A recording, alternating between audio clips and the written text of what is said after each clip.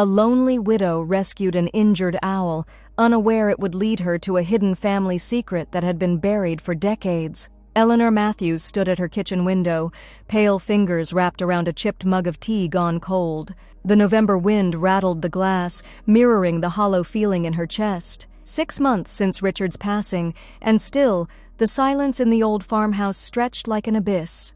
The property sat on 5 acres at the edge of Pine Hollow, a place they'd bought 30 years ago with dreams of growing old together. Now at 63, Eleanor faced those acres alone, the land seeming to expand with each passing day, swallowing her whole. She watched dead leaves skitter across the yard, dancing like memories she couldn't quite catch. The garden Richard had lovingly tended now lay dormant under the approaching winter, much like her heart. Eleanor took a sip of cold tea and grimaced. How many cups had she let grow cold these days? How many meals half-eaten? Time had become a strange, gelatinous thing, sometimes racing forward when she least expected, other times standing painfully still. The grandfather clock in the hallway chimed 3 times, the sound reverberating through empty rooms. Eleanor startled, nearly dropping her mug. It was one of the few possessions she'd kept from her mother, a woman Eleanor barely remembered, a woman who had left when Eleanor was just 5 years old, never to return. "Stop it," she whispered to herself, pressing cool fingertips to her temples. Just stop. The doctor had suggested she find purpose again, volunteer work perhaps, or a hobby. Her daughter Julia, who lived 3 states away with her husband and children, had suggested she sell the farmhouse and move closer to them. "It's too big for you now, Mom," she'd said gently over the phone last week. Too many memories. But the memories were all Eleanor had left. A sudden movement outside caught her eye. Something dark had fallen from the old oak tree at the edge of the clearing, something that writhed momentarily before going still. Eleanor squinted, setting her mug on the counter and leaning closer to the window. A bird, perhaps? It was too large for a songbird. Without thinking, Eleanor grabbed her cardigan from the hook by the door. The worn blue wool had been Richard's, and it still carried the faint scent of his aftershave if she pressed it to her nose. She slipped her feet into garden boots and stepped outside, the cold air biting at her cheeks. The fallen creature lay motionless beneath the massive oak. As Eleanor approached, her breath forming small clouds in the frigid air, she saw it was an owl, a barred owl with its distinctive brown and white feathers. One wing was splayed at an unnatural angle.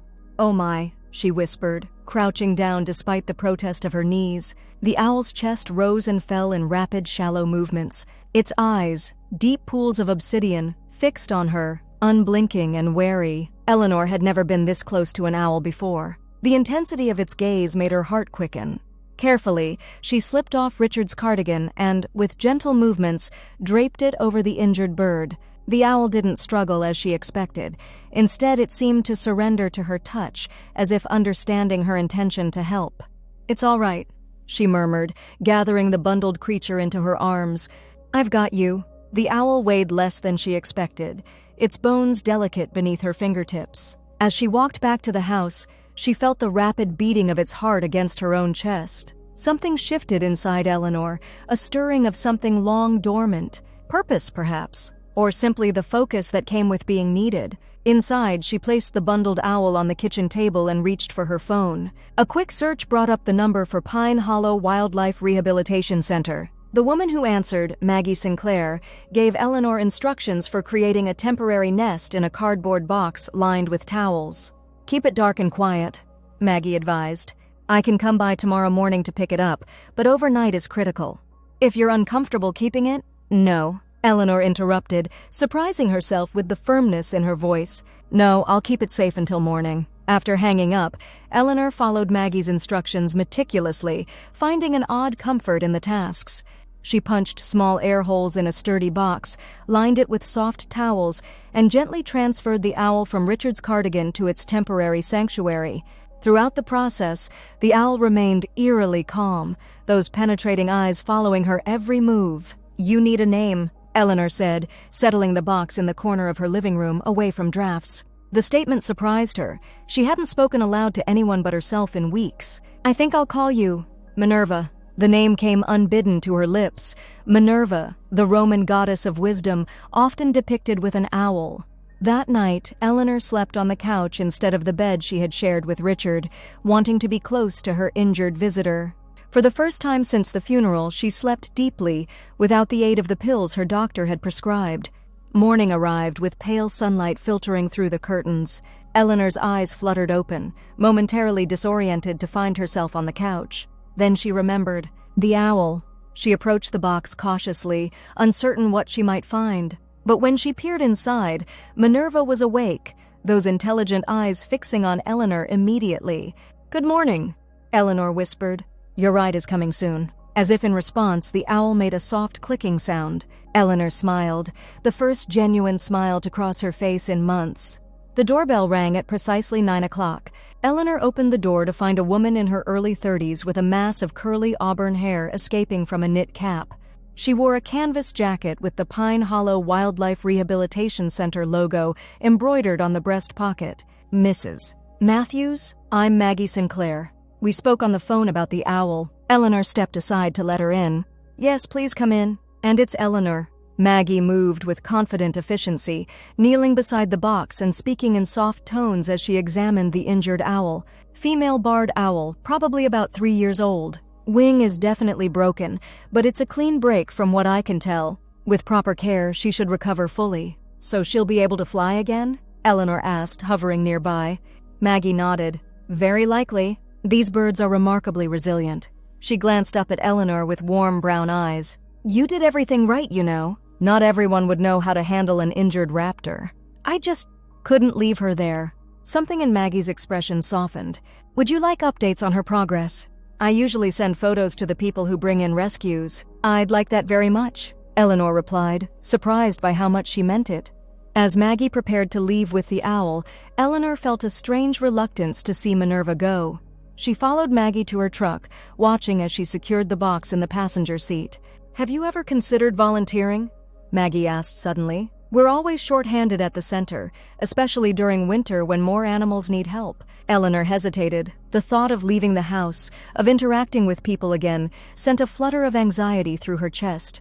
"And yet, I'll think about it," she said finally. Maggie smiled. "That's all I ask. Here's my card. It has my cell number on it. Call anytime, even if it's just to check on your owl." "Minerva," Eleanor said. "I named her Minerva." Maggie's smile widened. "Minerva. I like that." After Maggie left, the house seemed emptier than before. Eleanor wandered from room to room, acutely aware of the silence. She stopped in front of the bookshelf in Richard's study, her eyes landing on an old leather-bound book of Greek and Roman mythology. Had that been why the name Minerva had come to her so readily? She pulled the book from the shelf, dust motes dancing in the beam of sunlight that streamed through the window. The book fell open naturally to a well-worn page about Minerva, and a small envelope slipped out, fluttering to the floor like a fallen leaf. Eleanor bent to retrieve it, noticing her name written on the front in unfamiliar handwriting. The envelope was yellowed with age, sealed with wax that had long since hardened into a brittle disc. With trembling fingers, she broke the seal and withdrew a single sheet of paper, folded in thirds. "My dearest Eleanor, if you are reading this, it means I am gone, and for that I am more sorry than words can express. I have asked Richard to give you this letter when he believes you are ready. Some truths are too heavy to bear without the strength that comes from years of love. You have asked many times why I left when you were 5. The answer is both simple and impossibly complex. I did not leave by choice. Your father sent me away when he discovered my secret, a secret I have carried like a stone in my heart all these years. You have a sister, Eleanor, a twin sister named Sophia, born just minutes after you. Your father could not accept that she was born different, with Down syndrome, in an era when such children were often hidden away. He gave her to my sister to raise in secret, while forcing me to maintain the pretense that I had given birth to only one perfect child. When I tried to see Sophia, to be part of her life even from a distance, your father gave me an ultimatum: leave and never return, or he would send Sophia to an institution. I chose to leave, to protect both my daughters as best I could from afar. My sister raised Sophia with love in a small town called Pine Hollow. Yes, the very place you and Richard chose to make your home. I have often wondered if some part of you sensed her presence. Sophia still lives there, in a group home called Sunnybrook on Maple Street.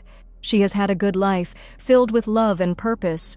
She works at a place called the Pine Hollow Wildlife Rehabilitation Center, where she helps care for injured animals. I do not ask for forgiveness, only understanding. And perhaps, if you find it in your heart, you might seek out your sister. She knows about you. I made sure of that. She has your picture and has followed your life from a distance, just as I have followed hers. With eternal love and regret, your mother, Margaret. The letter slipped from Eleanor's fingers, floating to the floor like a fallen autumn leaf, her breath caught in her throat, her heart hammering against her ribs. A sister, a twin sister she had never known existed. And Richard had known. He had kept this letter, waiting for the right moment, a moment that never came before death claimed him. Eleanor pressed her palms against her eyes, trying to stem the flood of tears that threatened to overwhelm her. Images flashed through her mind, her father, stern and unyielding, her mother's face, always tinged with sadness, the day her mother left, without explanation,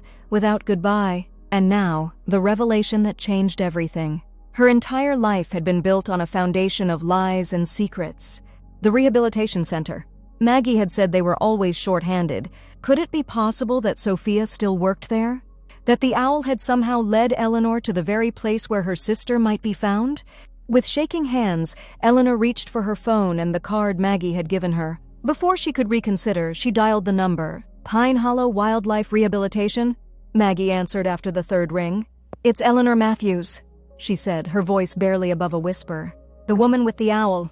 Eleanor! Is everything all right? I need to ask you something. Do you have an employee named Sophia? She would be my age, early 60s, with Down syndrome. A long pause followed, during which Eleanor could hear her own heartbeat pounding in her ears.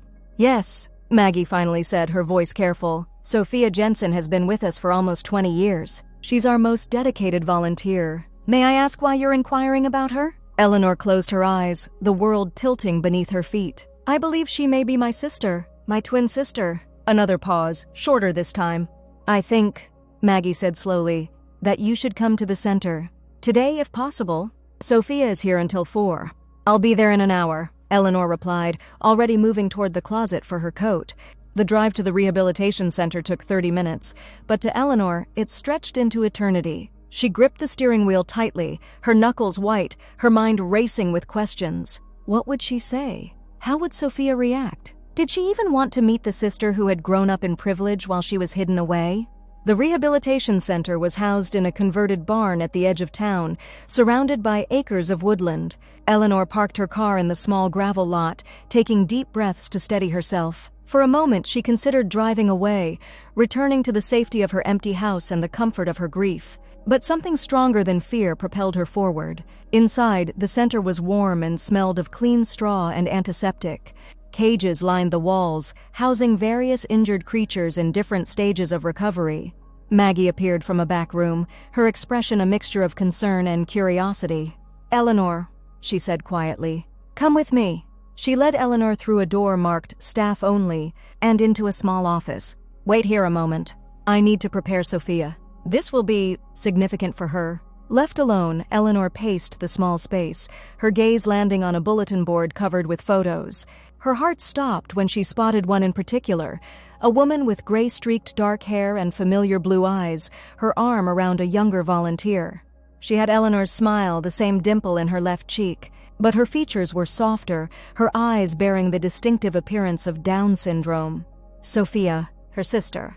The missing piece of herself she had never known was missing. The door opened and Maggie returned, accompanied by the woman from the photograph. Sophia Jensen stood in the doorway, her hands clasped tightly in front of her, her eyes, so like Eleanor's own, wide with emotion. Eleanor? She said, her voice gentle and slightly hesitant. My sister? Something broke open inside Eleanor's chest, a dam releasing decades of unknown longing. Without conscious thought, she moved forward, arms opening. Sophia met her halfway, embracing her with a fierceness that spoke of years of waiting, of knowing, of loving from afar. I've waited so long, Sophia whispered against Eleanor's shoulder. Mom said someday you would come. I didn't know. Eleanor managed through tears. I just found out today. I've missed you my whole life without even knowing it. They held each other for what seemed like hours, two halves of a whole finally reunited. When they finally pulled apart, Maggie had discreetly left the room, closing the door behind her. Sit, Sophia said, gesturing to the small couch against the wall. We have so much to talk about. She moved with confidence, with grace born of complete self-acceptance. As they sat together, Eleanor noticed a badge pinned to Sophia's vest, a picture of a barred owl with the name Minerva printed beneath it. "Minerva?" Eleanor said, pointing to the badge. "The owl I found yesterday, I named her Minerva." Sophia's face lit up with delight. "Minerva is my special project. I've been working with barred owls for 5 years. They're my favorite." She touched the badge lovingly. "When Maggie told me someone brought in an injured female, I was so worried. I've been tracking this particular owl for months. She nests in the old oak forest." Eleanor felt a chill run down her spine. "The old oak at the edge of my property, that's where I found her." Sophia nodded eagerly. "Yes, that's her territory. I've been watching her through binoculars from the conservation land that borders your property. I've always been curious about the house on the other side. Mom told me that's where you lived." The revelation struck Eleanor like a physical blow. While she had been lost in grief and isolation, her sister had been just on the other side of her property line, watching over the same piece of wilderness, connected by an invisible thread neither of them fully understood. "How much did you know about me?" Eleanor asked softly. Sophia's expression grew serious. "Everything Mom could tell me. She showed me pictures of you growing up.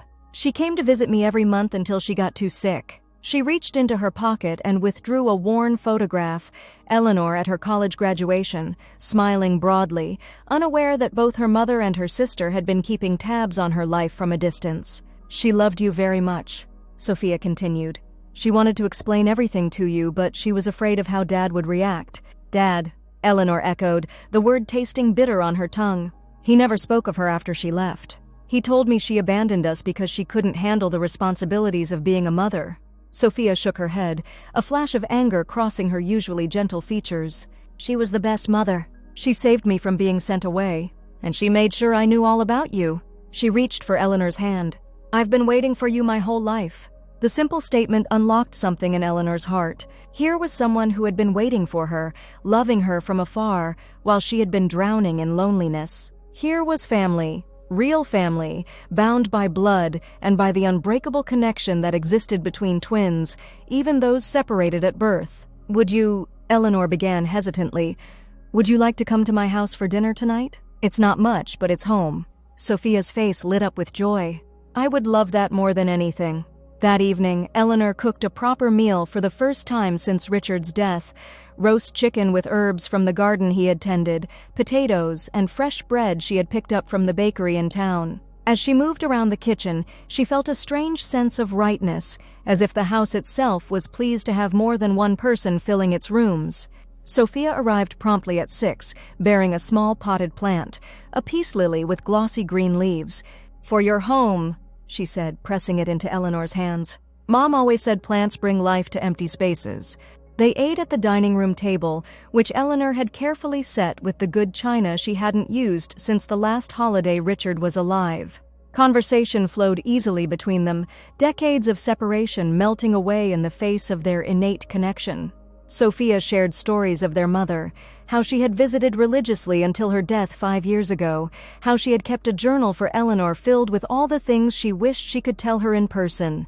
The journal was at Sophia's apartment, she explained. She would bring it next time. Next time. The words filled Eleanor with a warmth she had almost forgotten existed. After dinner, they moved to the living room with cups of tea. Sophia's gaze fell on the family photographs arranged on the mantel. "Is that your daughter?" she asked, pointing to a picture of Julia on her wedding day. "Yes, that's Julia. She lives in Connecticut with her husband and 2 children, Emma and Ryan." Sophia's eyes widened. "I have a niece and grandnephew?" "Yes," Eleanor said, suddenly realizing the magnitude of what this reunion meant not just for her, but for her entire family. "They don't know about you yet. I'll need to call Julia tomorrow." "Do you think she'll like me?" Sophia asked, a hint of vulnerability in her voice. Eleanor reached for her sister's hand, squeezing it gently. "She'll love you." How could she not? Later, as Eleanor watched Sophia's car pull away from the curb, she drove with confidence, another surprise in a day full of them. She stood in the doorway longer than necessary, the cold air nipping at her cheeks. But for the first time in months, she didn't feel the chill deep in her bones. Instead, a quiet warmth had begun to spread through her, like the first tentative rays of spring sunshine after a long winter. Inside, the house no longer seemed to echo with emptiness. Eleanor moved through the rooms, touching surfaces as if seeing them for the first time. In Richard's study, she picked up the letter from her mother, rereading it with fresh understanding. Had Richard been waiting for the right moment to share this truth with her? Or had he been protecting her from a past too painful to confront? She would never know for certain, but somehow it didn't matter as much as it might have yesterday. What mattered was the road ahead. Eleanor opened her laptop and typed a quick email to Julia, asking for a video call the following day. Then, on impulse, she opened a browser and searched for information about Down syndrome, wanting to educate herself about the condition that had shaped her sister's life in ways Eleanor was only beginning to understand. As she read, a new respect bloomed in her heart for both Sophia and their mother, women of extraordinary courage who had faced adversity with grace. Sleep came easily that night, deeper and more restful than any night since Richard's passing. Eleanor dreamed of owls soaring through moonlit skies, of twin girls running hand in hand through sun-dappled forests, of her mother's face, not sad as she remembered it, but radiant with love. Morning arrived with a clarity Eleanor hadn't experienced in months. She opened the curtains wide, letting sunlight flood every corner of the house. Outside, frost glittered on the lawn, but the sky was a perfect, unblemished blue. The phone call with Julia went better than Eleanor could have hoped. Her daughter listened in shocked silence as Eleanor related the discovery of her twin sister, then burst into tears. "Mom, this is incredible. I can't believe Grandpa would do something so cruel." "And poor Grandma," Julia wiped her eyes. "But to find Aunt Sophia now, when you've been so alone, it feels like some kind of miracle." "It does, doesn't it?" Eleanor said softly. "Like something or someone guided me to her. The kids are going to be thrilled to have a great aunt they never knew existed, and I can't wait to meet her. Maybe we can come for Thanksgiving instead of Christmas this year. That's only 3 weeks away." The suggestion sent a ripple of excitement through Eleanor. "I'd love that, sweetheart. And I know Sophia would too." After hanging up, Eleanor sat for a long moment, letting possibility unfurl within her like a tender green shoot pushing through winter soil. Then she reached for her phone again and dialed Maggie's number at the rehabilitation center. "I'd like to volunteer," she said when Maggie answered. "If the offer is still open." Maggie's delight was audible. "Absolutely. We would love to have you.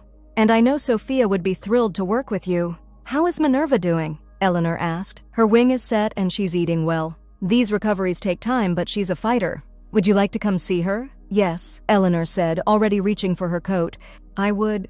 The rehabilitation center was busier than it had been the day before, with several volunteers moving between enclosures, tending to the injured wildlife in their care.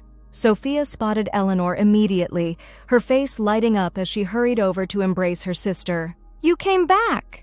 she exclaimed, squeezing Eleanor's hands in her own. "Maggie said you might volunteer with us." "If you'll have me?" Eleanor replied. "I don't know much about wildlife rehabilitation, but I'm willing to learn." Sophia's smile was radiant. "I can teach you everything. We can work together with the owls." Maggie led them to a quiet room at the back of the center, where Minerva was housed in a spacious enclosure designed for birds of prey. The owl perched on a low branch, her injured wing bound carefully to her body. When she saw Eleanor, she tilted her head, those intelligent eyes seeming to recognize the woman who had saved her. "She remembers you," Sophia said with certainty. "Owls are very smart. They never forget a kindness." Eleanor approached the enclosure slowly, drawn to the majestic bird that had, in some mysterious way, led her to discover the truth of her past and opened the door to a future she could never have imagined. "Hello, Minerva," she said softly. "Thank you." The owl blinked once, a slow, deliberate movement that felt like acknowledgement. Over the following weeks, a new rhythm established itself in Eleanor's life. 3 days a week, she volunteered at the rehabilitation center, learning from Sophia how to care for injured wildlife. The days she wasn't at the center, Sophia often came to the farmhouse for dinner, or to help Eleanor tackle projects around the property that had been neglected since Richard's death. Together they cleaned out Richard's study, Eleanor finally ready to sort through his belongings. In a locked drawer of his desk, they found a small journal filled with Richard's handwriting, entries addressed to Eleanor that he had never shared with her. "My darling Eleanor, I received a letter from your mother today. She is ill and fears she doesn't have much time left. She has asked me to finally share the truth with you about Sophia. I haven't found the courage yet. You've been through so much loss already, your father just last year, and now your mother's health failing. I worry that this revelation will break something in you that can't be repaired. And yet, keeping this secret feels like a betrayal of the love we've shared. How do I tell you that the foundation of your understanding of your own life is built on lies? That the mother you believed abandoned you actually sacrificed everything to protect both her daughters? I will find the right moment, I promise, when you are strong enough to bear it. All my love, Richard. Eleanor read the entry with tears streaming down her face, Sophia's arm wrapped firmly around her shoulders. He was trying to protect you, Sophia said gently, just like Mom was trying to protect both of us. But we lost so much time, Eleanor whispered. Sophia squeezed her hand. We have now, and we have the future. As Thanksgiving approached, Eleanor and Sophia prepared the farmhouse for Julia's family visit. They cleared out the guest rooms, dusted forgotten corners, and filled the house with the sense of baking and the sounds of laughter. Eleanor taught Sophia how to make their mother's famous cranberry sauce, a recipe Sophia had never learned. The day before Julia was due to arrive, Maggie called with news about Minerva. She's ready for a test flight, she announced. We'll be taking her to the soft release enclosure tomorrow. I thought you and Sophia might want to be there. The soft release enclosure was a large outdoor aviary on the edge of the conservation land, where recovering birds of prey could rebuild their flight muscles before being fully released back into the wild. It was situated at the boundary of Eleanor's property, the very place where Sophia had watched over Minerva's territory from a distance. The following morning, Eleanor and Sophia stood side by side as Maggie carefully transferred Minerva from her indoor enclosure to a special carrier for transport. Will she be able to find her way back to her territory when she's fully released? Eleanor asked as they walked through the woods to the aviary. Owls have remarkable homing instincts, Maggie explained, and since her territory is so close by, I have no doubt she'll return to her usual hunting grounds. The aviary was a spacious structure of wire mesh and wooden beams, tall enough to allow birds to fly significant distances.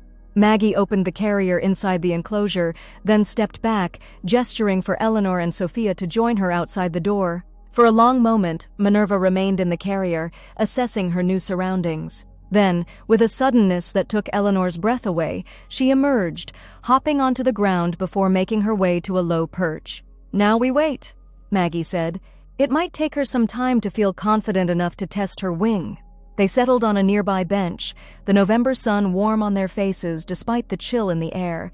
Eleanor found herself reaching for Sophia's hand, an instinctive gesture that felt as natural as breathing. I'm so glad we found each other, she said softly. Sophia's smile was luminous. We were never really lost, just waiting for the right moment to be found. A movement within the aviary caught their attention. Minerva had stretched her wings, both the injured one and the healthy one, testing their strength. Then, with a powerful push of her legs, she launched from the perch, her wings beating strongly as she flew from one end of the enclosure to the other. Eleanor gasped, tears filling her eyes at the sight of the once-broken creature soaring with such confidence and grace. Beside her, Sophia was crying too, their hands clasped tightly together as they witnessed Minerva's triumphant return to flight. She'll be ready for full release soon, Maggie said, her voice thick with emotion. Perhaps after Thanksgiving. As they walked back through the woods to their cars, Eleanor felt a profound sense of rightness settle in her heart. The path ahead was clear in a way it hadn't been since Richard's death, perhaps, if she was honest with herself, in a way it had never been before. Will you come for Thanksgiving dinner tomorrow? She asked Sophia as they reached the parking area. Julia and her family are so excited to meet you. Sophia's eyes shone with happiness. I wouldn't miss it for the world. Family belongs together, especially for holidays. Family. The word held new depth, new meaning. Eleanor thought of the empty chair at her table that had pained her so deeply these past months. Now it would be filled by a sister she never knew she had, and the table would be extended to welcome the niece and grandnephew who had never known they had an Aunt Sophia. That night, as Eleanor prepared the guest rooms for Julia's family, she paused by the window that overlooked the woods where Minerva was rebuilding her strength. In the distance, she could just make out the aviary, a shadow against the darkening sky. Thank you, she whispered, though whether to the owl, to Richard, to her mother, or to some greater force that had orchestrated this healing, she couldn't say. Perhaps to all of them. Thanksgiving Day dawned bright and clear, the air crisp with the promise of winter but warmed by golden sunlight. Eleanor rose early, her heart light with anticipation. In the kitchen, she began preparations for the feast to come, the familiar rituals of cooking bringing comfort and joy. The doorbell rang at 11 o'clock. Eleanor wiped her hands on a dish towel and hurried to answer, her heart pounding with excitement. Julia stood on the porch, flanked by her husband Mark and their children. Behind them, Sophia was just climbing out of her car, a homemade pie balanced carefully in her hands. "Mom," Julia exclaimed, embracing Eleanor tightly. "You look wonderful. So different from when I saw you last." "I feel different," Eleanor admitted, returning her daughter's hug before turning to greet her grandchildren with kisses and exclamations over how they'd grown. Then Julia turned, her gaze landing on Sophia, who had reached the porch steps. A moment of silence stretched between them, niece and aunt seeing each other for the first time. Eleanor held her breath, watching as Julia's eyes filled with tears. "Aunt Sophia," she said, stepping forward with outstretched hands, "I can't believe I'm finally meeting you." Sophia's smile was radiant as she carefully transferred the pie to Mark's waiting hands before embracing Julia. "You look just like your mother did at your age," she said. "I've seen pictures." The moment crystallized in Eleanor's mind, a perfect tableau of family reunited, of broken circles made whole again. As they all moved into the house together, laughter and conversation filling the rooms that had been silent for too long, Eleanor felt Richard's presence like a gentle touch on her shoulder. "You would love this," she thought. "You would be so happy to see our family whole." The Thanksgiving meal was everything Eleanor had hoped for and more. They gathered around the dining table, now extended to its full length to accommodate everyone. Before they began eating, Eleanor raised her glass, emotion tightening her throat. "I want to propose a toast," she said. "To family, those we've lost and those we've found. To new beginnings and second chances. And to Minerva, the owl who somehow knew exactly what I needed." "To Minerva," they echoed, glasses clinking. Later, as the afternoon light began to fade, Sophia suggested they all walk to the aviary to see the owl that had brought them together. Bundled in coats and scarves, they made their way through the woods, the children running ahead with excitement. At the aviary, Minerva perched on the highest branch, her feathers fluffed against the cooling air. When she spotted the group approaching, she turned her head, those wise eyes seeming to take in the gathered family with understanding. "She's beautiful," Emma breathed, her 10-year-old face alight with wonder. "She's ready to go back to the wild," Sophia explained. "Maggie says we can release her next week, right here where she belongs." Eleanor felt Julia's arm slip around her waist. "Are you okay, Mom? Really okay?" Eleanor looked at her daughter, then at the family gathered around them, Mark and the children clustered close to the aviary, Sophia gently explaining owl behavior to an enraptured Ryan. Love swelled in her heart, so intense it was almost painful. "I'm more than okay," she said softly. "For the first time in a very long time, I'm truly happy." As they made their way back to the house in the gathering dusk, Eleanor found herself walking alongside Sophia, their steps naturally falling into the same rhythm. "Do you believe in fate?" she asked her sister. Sophia considered the question seriously before answering. "I believe in love," she said finally. "I believe love finds a way, even across time and distance. Mom's love found a way to bring us together, even after she was gone." Eleanor nodded, the simple wisdom of her sister's words settling into her heart like a missing puzzle piece finally slotting into place. "I think you're right." That night, after everyone had gone to bed, Eleanor sat alone in the kitchen, a cup of tea warming her hands. The house creaked and settled around her, but the sounds no longer seemed lonely. Instead, they were the comfortable noises of a home filled with life and love. Through the window, the moon rose over the tree line, casting silver light across the yard. Somewhere in the distance, an owl called, not Minerva, who was still in the aviary, but perhaps her mate, calling for her return. Eleanor closed her eyes, feeling the threads of her life, past, present, and future, weaving together into a tapestry more beautiful and complex than she could have imagined.